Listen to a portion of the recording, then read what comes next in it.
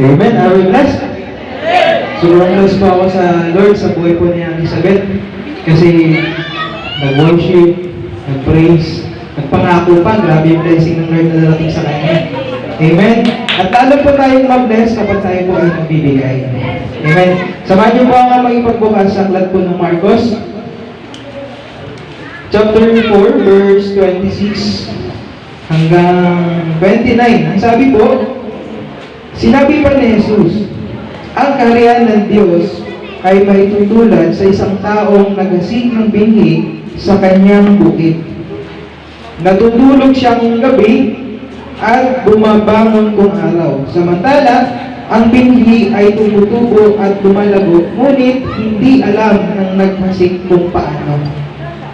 Ang lupa ang nagpapasibol at nagpapabunga sa mga pananim. Kusbong muna ang lumilitaw sa pangtangkay.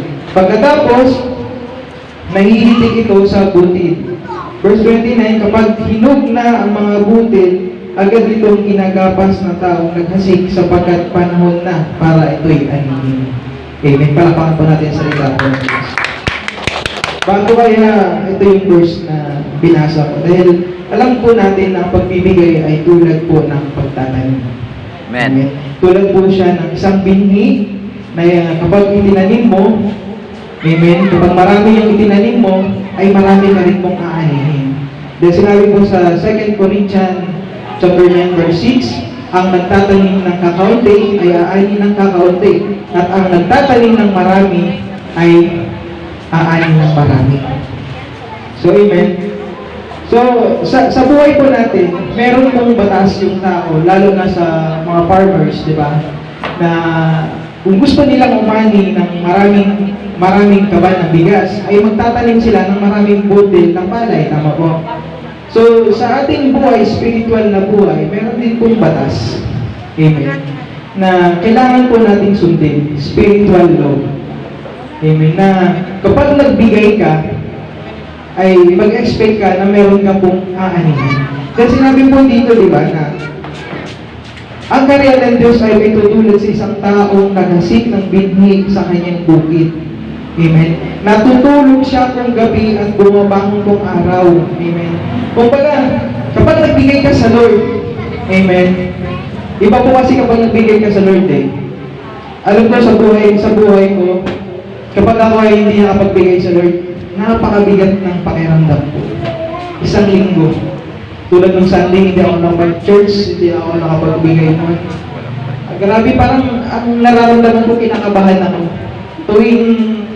Tuwing pupunta ko ng trabaho, may kaba sa akin. Pero iba kasi kapag ako'y nagbibigay, andun po yung kagalakan. Kapag once nagbigay ka ng Sunday, buong isang linggo, kagalakan po yun. Amen. Kaya po, ang sinasabi niya dito, na kapag nagtanim ang isang farmer ng isang binhi sa lupa, ay hindi niya alam kung paano ito lalago. Amen. Ganon din po sa ating buhay. Kapag tayo po ay nagbigay, hindi po natin alam kung ano po yung ways ng Lord para pagpalain ka. Amen. Hindi po natin alam yung ways ng Lord kung paano yung ipapadala yung blessing sa iyo. Hindi mo alam yung bakit ko po nasabi. Kasi po, nangyari po sa buhay namin na sa patuloy ng pagtatapat ko, ay hindi ko po alam yung paraan ng Diyos na dumadating sa buhay namin na na-amaze na lang po kami, na nagugulat po kami sa ginagawa po ng Diyos. Amen. Yung live streaming po ng asawa ko, alam nyo, hindi naman po namin na-expect yan na magkakaroon po siya ng mga sponsor. Hindi naman niya na-expect na magsisend po ng star sa kanya. At alam niyo po, nung mag-live siya, one time nag-live po siya ng alas 9 ng gabi, mayroon pong nag-send sa kanya ng 12,000 stars. Ang equivalent po ng 12,000 stars is $120.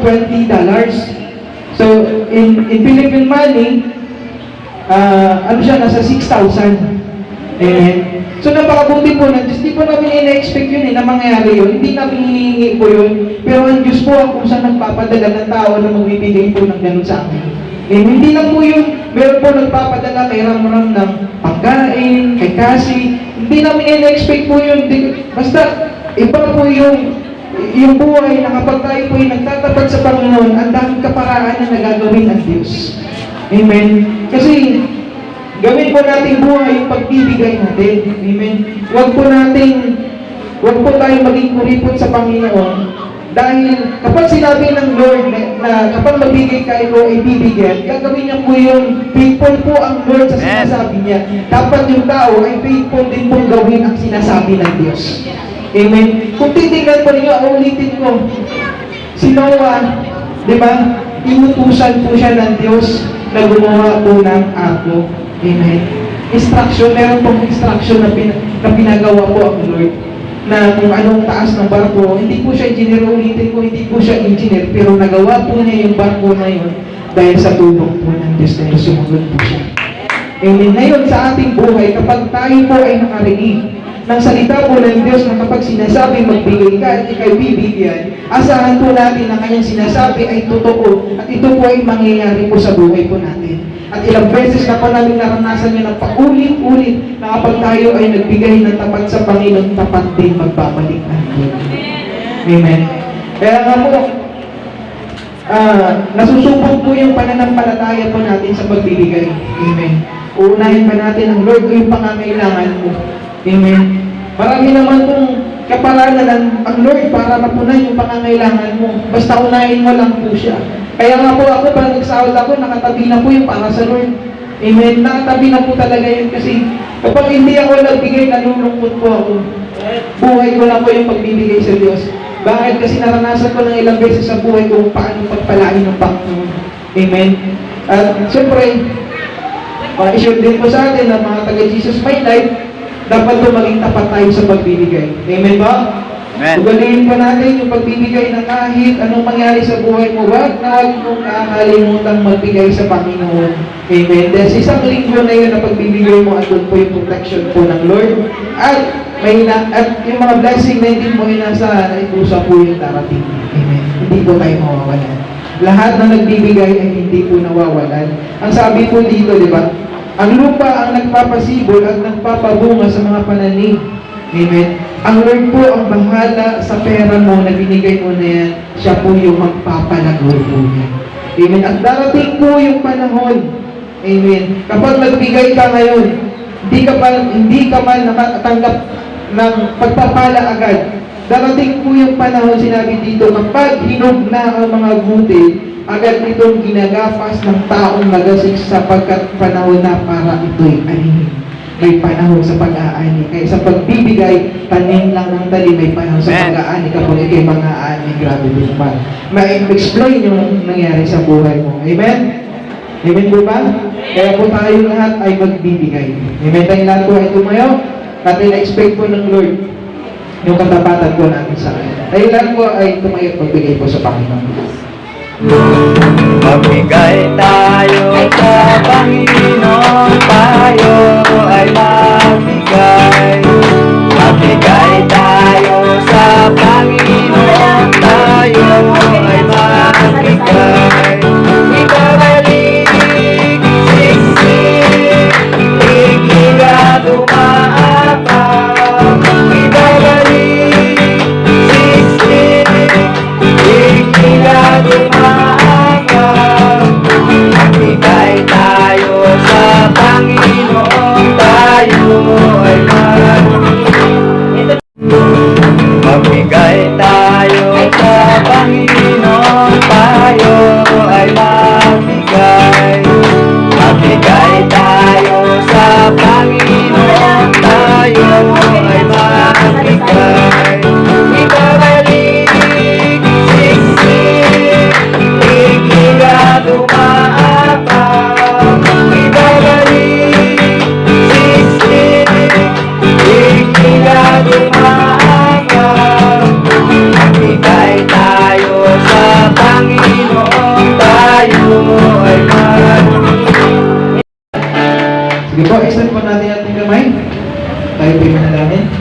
Dakila at walang hanggang Diyos, magpanahin mga pangyarihan sa lahat sa pangalan ni Jesus. Ama, maraming salamat po sa buhay ng aming mga kapatid na patuloy na nagtatapat sa iyo.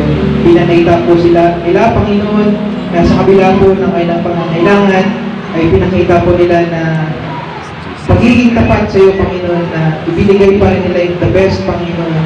We expect, Panginoon, na sinabi mo kapag kami nagbigay, Kami rin po yung bibigyan ng mas nakasiksik, ligligan, kumahapaw, Panginoon. Lord, dalangin po namin sa lahat ng bigay at sa hindi po nagbigay, pagpalain niyo po ang bawat isama. Pagpalain niyo po ang aming mga trabaho, ang aming mga negosyo, sa aming paglalakbay araw-araw, kahit saan kami pumunta, ang protection, Panginoon, ay patuloy na lumungkot sa bawat isa. Lord, i-multiply niyo po ang aming tithes and offering na ito ay magamit sa gawain mo, Ama, at marami pong maligtas na maraming kaluluwa niyo. Salamat, Lord, pinupuri ka namin, pinapasalamatan sa pangalan ni Jesus. Amen.